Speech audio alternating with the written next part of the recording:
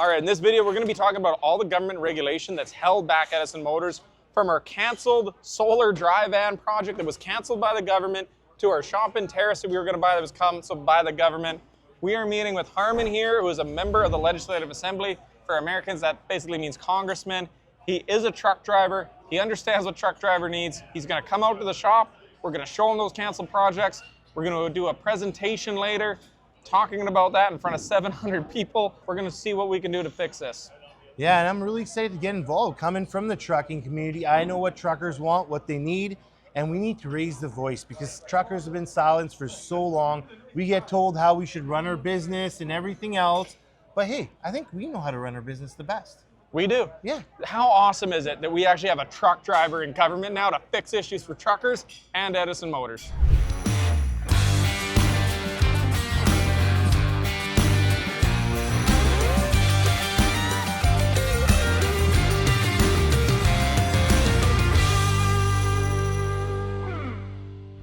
I'm here with Chase Barber with Edison Motors here, and I wanted to get a little background. How did this whole thing start? I mean, really, the whole thing started from being a bunch of loggers. Yeah. We're just a bunch of truck drivers and loggers, and I thought about electric because I thought it made sense. Is that you're going uphill empty and then you're coming downhill loaded, so you can use that regenerative braking coming down with the weight of the logs to recharge the batteries. Yep. And then I kind of looked around and like there's no electric trucks that met the needs that we had in BC, so we figured, well, if nobody else is making one for our needs, why don't we make our own? And that's what we did, and that's the truck behind us here. And I'm kind of interested to see, like, what's the vision moving forward? How is it? And, like, I know you acquired some new land. You want to give us some rundown about a few of your issues, maybe some barriers you had with one place in Terrace that you were committed to? Because I follow your videos quite avidly, right? I've been following you for a while, so yeah, the vision is I want to bring back truck manufacturing to British Columbia. We've got a great, fantastic history. Canadian Kenworth was in Vancouver. Yep. Hayes, Pacific, all in Vancouver. Western Star was out of Kelowna till 2000. BC has built some of the toughest, best trucks in the world, and we've lost that. So, well, we're here to try and bring that back. So part of that is we built a couple prototypes, we tested it, we've shown it off to customers, we've sold those trucks. There's a demand for our trucks, we got to build them. But we can't keep being in this tent shop that you see behind us there. That's not going to work. And originally we were going to move up to Terrace. The economic development officer invited us up there, and they had the old Hayes truck production facility there where they were making the HDXs for up northern coastal logging. So they were already building trucks there from the 60s to the 80s and 90s, and it's been unoccupied for 10 years. So we put an offer in, we got financing, everything was in place. And then the city said, oh, sorry, we won't let you use it for more than 3 years. The most we can give you is a temporary 3-year permit, but maybe we can apply for a permit in the future to change some of the zoning, but that could take 3 to 4 years. And you're like, well, I can't relocate my entire business, spend a couple $1 million buying a facility just to be told maybe you'll be able to stay here, maybe not. So we had to look around and find something else. Doesn't make sense. You're investing in a community, then you're having to uproot your families, people that work there. How about like some of the new challenges? How is things going in Golden? Any kind of red tape that you see there? Or how do you feel the future will be there? Because I know it must be a concern with how things turned out in Terrace. And, you know, I know a lot of bureaucracy back in the mainland just to build a home. It takes months, if not years. Yeah, honestly, I think it's, lack of a pun, golden opportunity is that total night and day difference between you seeing Terrace that had all these rules and regulation and red tape and years of permitting. We went to Golden, they said, no, we've got a fundamental principle that it's your land and you have the right to do what you want with it. So there's no building permits required. There's no zoning. So as long as you meet the provincial building code, and they said that the province already has building codes in place. They've dictated what's a safe home and what should be built or not. So meet those codes. Why do we need extra red tape? You don't need to apply for a permit. All you need is an electrical and you need a septic or sewer permit. But other than that, build what you need to build. I think maybe some politicians need to make a trip to Golden and sit down with the staff over there and learn a thing or two, because that seems like a golden deal that you've landed. I think so. I think a lot more communities, we need to get a lot more communities out there talking to those regional managers, talking to the people in Golden, and be like, hey, look, is this working or not? Yeah, and that's another thing too. Property land for you, investment there is much more, it's palatable than trying to buy some land over here. That's probably a huge concern right here in your backyard. Can't imagine how expensive it would be. And now you're having to uproot things and take all that investment from here to there. And I think that's a missed opportunity for a lot of governments around here. It is. I mean, and people in Merritt were actually really pissed off at their local government, and their local government said, well, we can't do much. And I get it. There is a certain limit where their hands are tied. There's only so much land available. There is a shortage of land in BC. All our communities are growing, but new land isn't being released. But one of the problems is it's no good when overseas investors are buying up all the land. They bought up all the land to the point of $900,000 an acre. Wow. In Golden, we bought 305 acres for, I think it was about $2.8 million said and done. So we got about $10,000 an acre. The same industrial land with all the permits, all the regulations, all the red tape is $900,000 an acre. Well, no wonder nobody wants to build a new factory in Merritt. Unless you're just planning on buying land and holding it to hope the value goes up. That's a terrible investment. Another thing too is, you look around, I see you guys are doing everything great in here. It's so clean and everything. And it's sad that you're put in a situation where you have to operate out of this and no one wants to help you. And you're a local company, but just say some company is investing overseas, wanted to come in here. The government be looking at giving them grants, everything they can to help them, guide them, navigate every curve. Well, that's companies like you just spectate. From China. Government BC gave them like $150 million to build we want to come in from China and build some battery plants in BC. Oh, great, here's $100 million. You're like, we're from BC and we would love to build the full trucks in BC. Yeah, no. I've talked to so many other businesses and they're like, well, we may move to the States. We may have to go out. And I think it's insane that currently right now the government is trying to incentivize these multinational corporations and handing out funding to them. Why aren't we funding our own or supporting our own companies? Like, we didn't even need government funding. Like, I think we're an example. We got like zero government funding. Nothing. We got a private grant here from a private company for $500,000, and that was it. But without government funding, we were able to get things done and move in there as long as they took away the regulations. No building permits, no zoning, and we were able to get things done and get moving. Yeah. Like, that's kind of what we need. We don't even need to hand out money to businesses to come in. We just need to allow the businesses that are here to flourish and expand and grow to meet the expanding market demand. Well, if you way back, businesses used to team up. They used to be like, hey, we're using this dirt road right now. If we had paved roads, we can do more trips, more efficiently, less breakdown. Why don't we all chip in and talk to our local representatives and get this done? And it would be, it'd get approved. Things would move along. Now we're like, no, you can't even help make your business better, more efficient. That's got to be permits, and we need to be involved, and just get the government time. And red now, tape. As you grow older, we've realized time is money. Yep. So it's not just the money I'm spending on it; it's the money that the material costs. Like now, every April 1st, there's an increase of the carbon tax. So what does it cost to build this stuff? Energy, and now your energy cost is constantly going up. It makes no sense. Well, I get what they're trying to do. We'll increase the cost of fuel, and then people will burn less fuel. But do you decide to tell your customer, hey, I'm only going to haul 6 loads today, not 8, because there's carbon tax? You don't haul less loads of gravel because the fuel's more expensive. All you say is, I got to then push that, hey, the fuel's going to be more expensive. I got to increase my rate. The company says, oh, you're increasing your rate. I got to pass it over to the homeowner who's building his house, and I'm going to make that house more expensive because of that. Like, it's all to save emissions, right? Yeah. A friendlier, greener environment. Well, then why do they put companies like yours such a big headache? You're going electric, diesel electric. You're trying to reduce the emissions, and they're not making it any easier. Oh, they're making hiccup it after hiccup. Hard. Do you want to see something real stupid once we're done here? I got a perfect example of government trying to save emissions, but then getting in their own way that I have a whole... I'll show you here once we leave here. Better look out, David Eby. I'm telling you, getting some secret info one's more here. Federal. It involves tariffs, and so these solar panels here, We found them. They're only produced in China. They are not made anywhere in Canada. And they were hit every single thing. Light, flexible. They were going to go on the reefer trailer, on that trailer that you saw down there. And they were going to reduce, 10, 15,000 liters per year per truck. But the problem is, the government of Canada went in and they put a 200 to 250% tariff.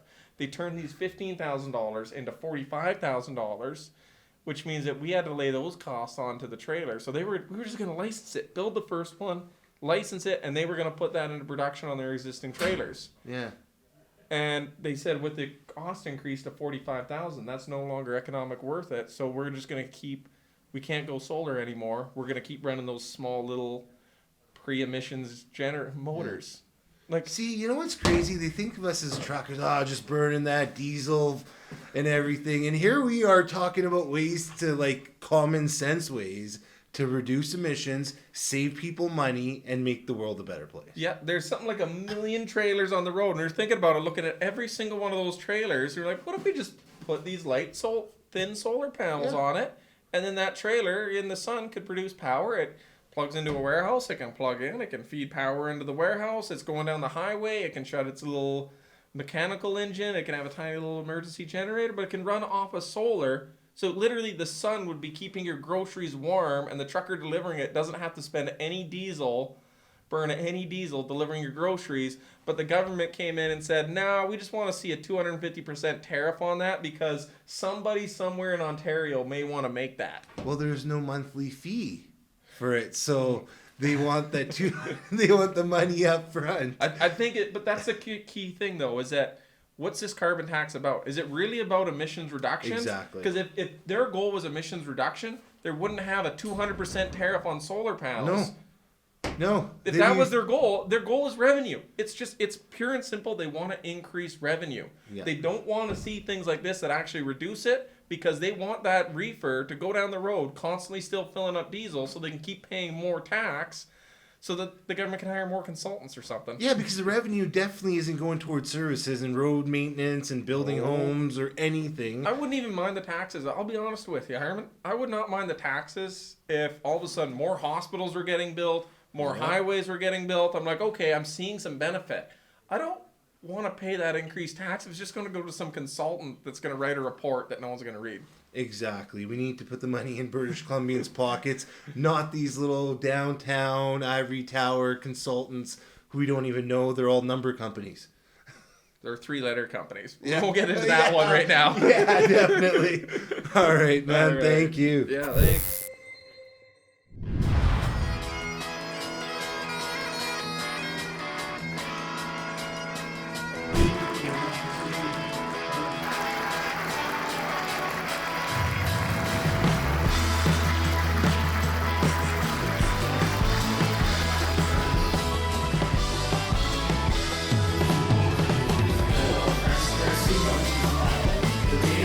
Constitution as amended. And now, if you're, please raise your cards. I want to get some early responses from all three of you about what tariffs are going to do. And I'm going to start with you, Chase, because you're running businesses that are bound to be directly affected. Tell me a little bit about what you expect. Well, the tariffs are a little frustrating because we tried to move away from China and as much to North America as we can. But now that there's tariffs in North America, we want to buy from Canada. We're Canadian businesses, but a lot of the small businesses that are building our parts, like we've got local fabricators, welders, machinists who build their parts, they want to grow with us, but they run into the same problems we do. Their regulation won't allow them to build a new shop. Like they want to grow, build a new shop. Most of the guys we have to hire from are actually working illegally out of their garages against local building zoning, and they're trying to find a shop and grow with us. So we could use those Canadian parts, but if they can't get the zoning to build a fabrication shop, how are we supposed to buy the parts from them? I think what folks need to understand is there are obviously massive economic implications of tariffs. We're talking $600 billion in Canadian exports, $30 billion in BC exports, tens of thousands of jobs at risk.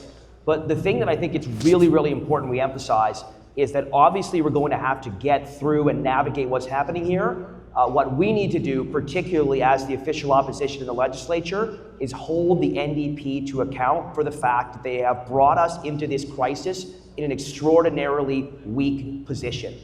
Over the course of the last 7-8 years that they've been in government, they have grown the size of public sector employment by 36%. 36% bigger government, while the private sector basically hasn't grown at all. So we have a bigger and bigger government stacked on top of a smaller private sector economy. We've had a government that is hostile to business, that has not created conditions for investment and private sector job growth, and now we're going into a crisis. They've spent all the money on sunny days, and when we're going into this very, very rainy day or into this thunderstorm, we're left with the cupboards bare. And now what these guys are going to do is they're going to try to blame their 7 or 8 years of failure on external forces. They're going to look for credit for putting their pants on in the morning. They're going to insist that people thank them for finally talking about the economy, and we have to not allow them to get away with that. I think that, there's other states. Look at California with the thermal coal thing. They didn't want to touch that because it happens to be another thing. I'm sick of this political posturing. Let's pit one side against the other. Why don't we just do what's best for everyone in this room in British Columbia? We need to think about the future.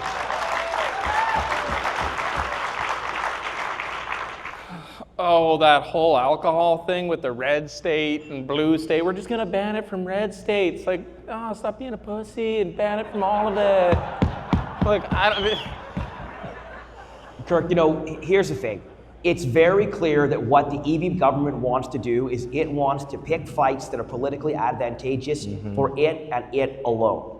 The EB government and David Eby are far more concerned with political posturing. They're far more concerned with American politics. They're far more concerned with wedge politics. They're far more concerned with trying to divide the people in this room than they are with actually getting things done for everyday working British Columbians.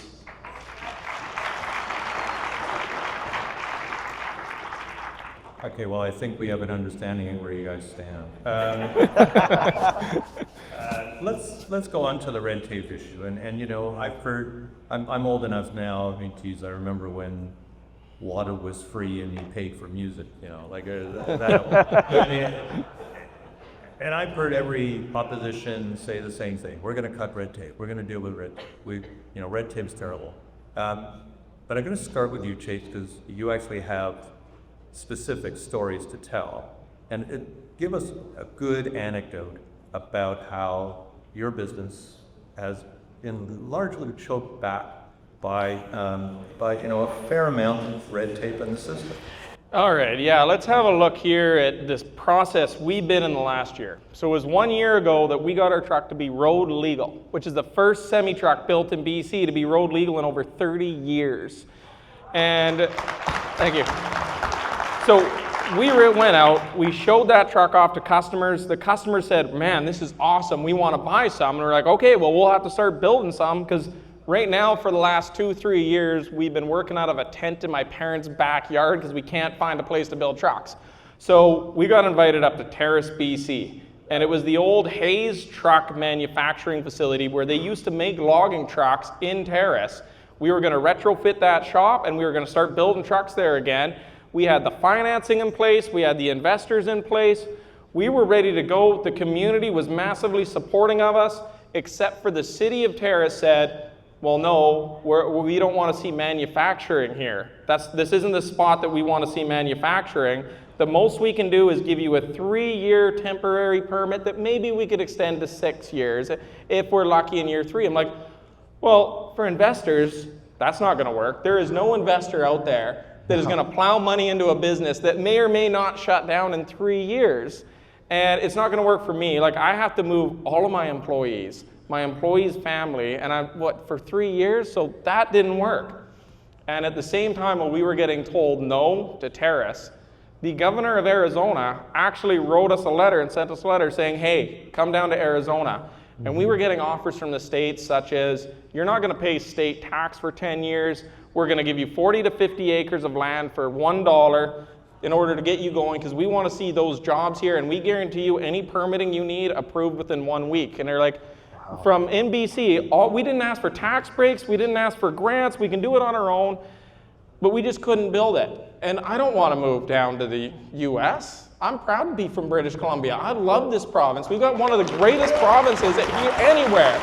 Like, we should be the shining gem of BC, and we've got a rich history of truck manufacturing in this province.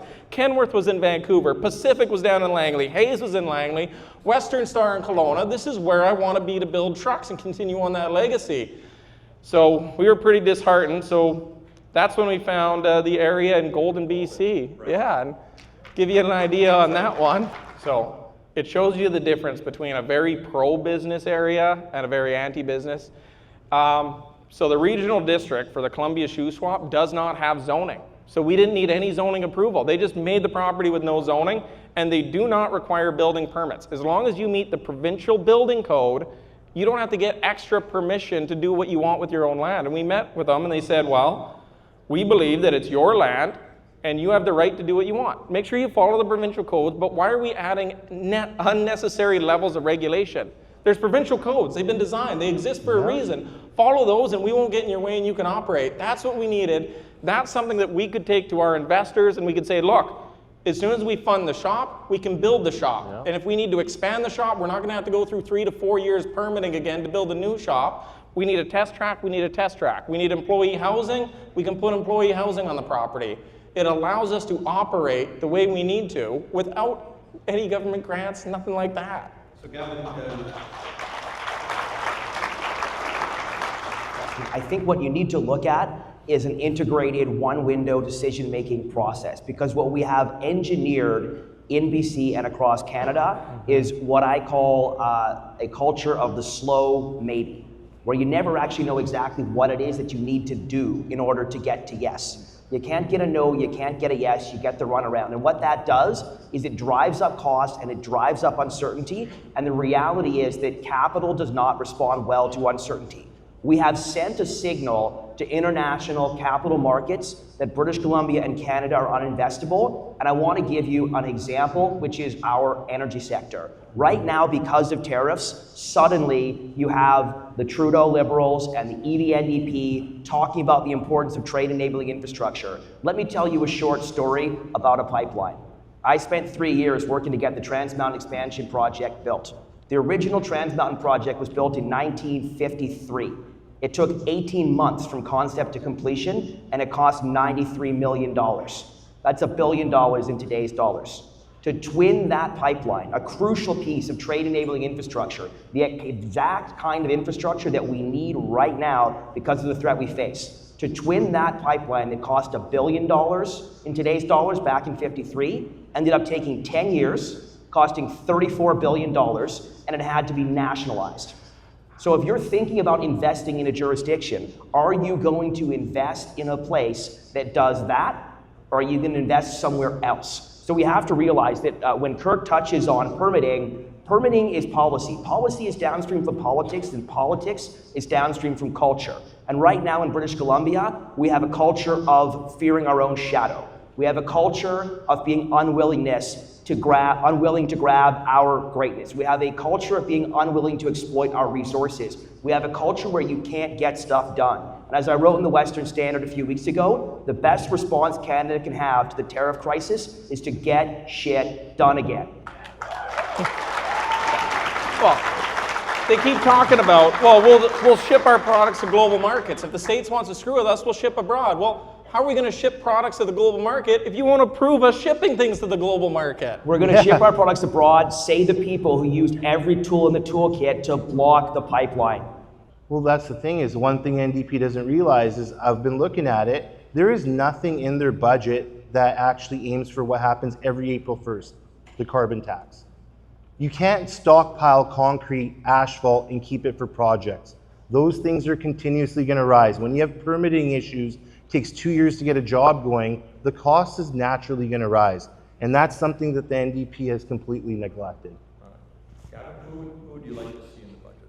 Yeah, look, when we talk about the budget, I think we need to start talking about fiscal reality. We need to start talking about doing the things that will pay for all of those public services we rely on, all that capital infrastructure we need to build. So as it relates to fiscal planning for the province, as it relates to the budget conversation, one area I would love to see is a really clear commitment around targeting the ratio of growth in private sector and public sector employment.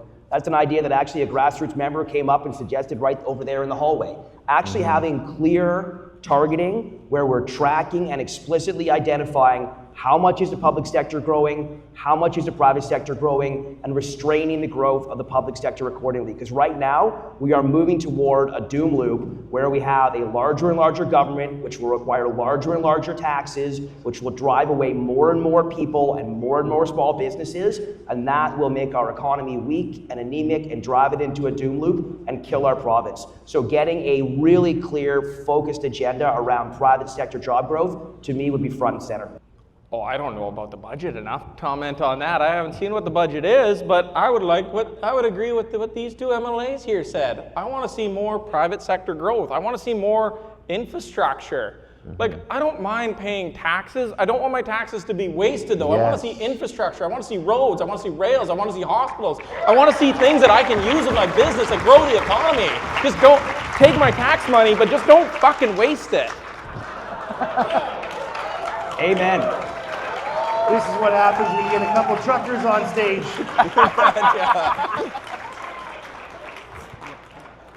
Yeah, I think you pretty well answered that. Okay. You were also told that you had to have some ideas, some positive ideas. So put forward an idea of yours. Should we conclude in the last couple of minutes?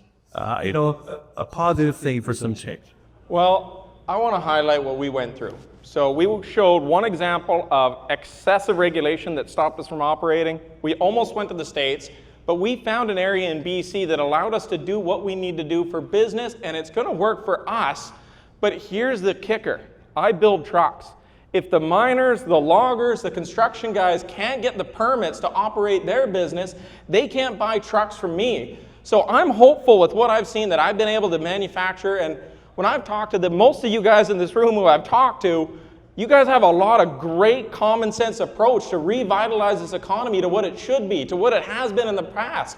I'm staying in BC because I'm optimistic of what we can do here, but let's get the rest of the province working so that they can get their minds going, that they can start hauling logs, that they can start making product, building buildings, so I can start selling them trucks and we can all get working. Want to go next? Want me to go?